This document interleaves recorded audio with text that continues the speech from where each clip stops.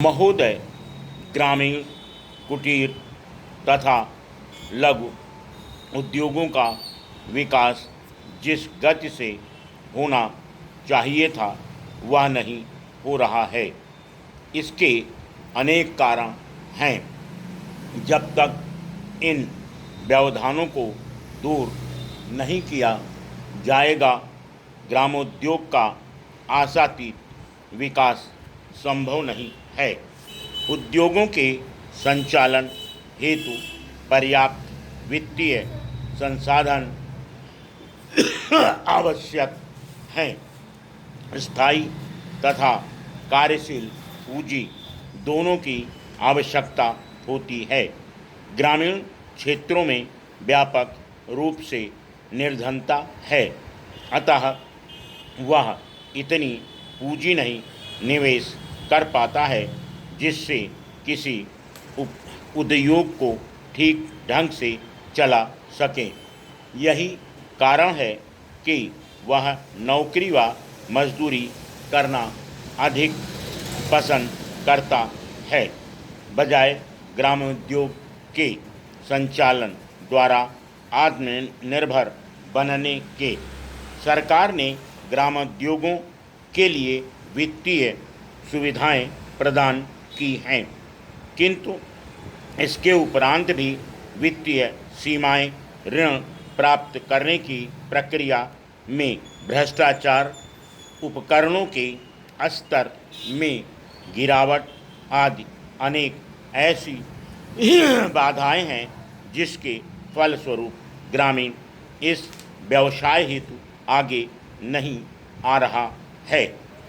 कच्चे माल की आपूर्ति की व्यवस्था समुचित न होने के कारण इन उद्यमियों को उचित मूल्य पर कच्चा माल प्राप्त नहीं होता है। ऊंचे दामों पर या काले बाजार में खरीदी गई वस्तुओं से उत्पादन की लागत बढ़ जाती है तथा इसका दुष्प्रभाव विक्रय पर पड़ता है। ग्रामीण क्षेत्रों में अवस्थापना सुविधाएं भी कम हैं। सड़क, परिवहन, क्रय विक्रय एवं विपणन सुविधा तथा वित्तीय संस्थाओं के अभाव के कारण कुटीर उद्योगों के विकास में भारी व्यवधान है। उत्पादित वस्तुओं की खपत प्रायः स्थानीय बाजार में ही हो पाती है। बाहर ले जाने तथा क्रय विक्रय तथा विपणन की सुविधा न होने से उत्पादित वस्तुएं उद्यमियों के लिए भार हो जाती हैं तथा पूंजी स्थिर हो जाती है, जिसके परिणाम स्वरूप उत्पादन प्रभावित होता है। ग्रामीण क्षेत्रों में ऊर्जा का अभाव तो है ही, किंतु जिन ग्रामों में विद्युतीकरण हो चुका है वहाँ पर विद्युत आपूर्ति सुनिश्चित नहीं है।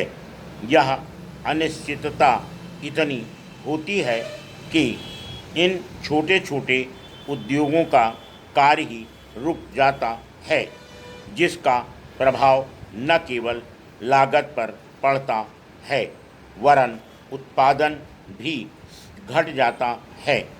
ग्रामीण उद्यमियों में तकनीकी ज्ञान तथा कुशलता भी कम होती है। आधुनिक तकनीकी ज्ञान न होने से निर्मित वस्तुओं की सार्थकता भी घटती है तथा मांग भी कम होती है। ग्रामोद्योग में उत्पादित वस्तुओं की प्रतिस्पर्धा बड़े उद्योगों से होने के कारण उपयोगिता व विक्रय प्रभावित होता है। Full stop.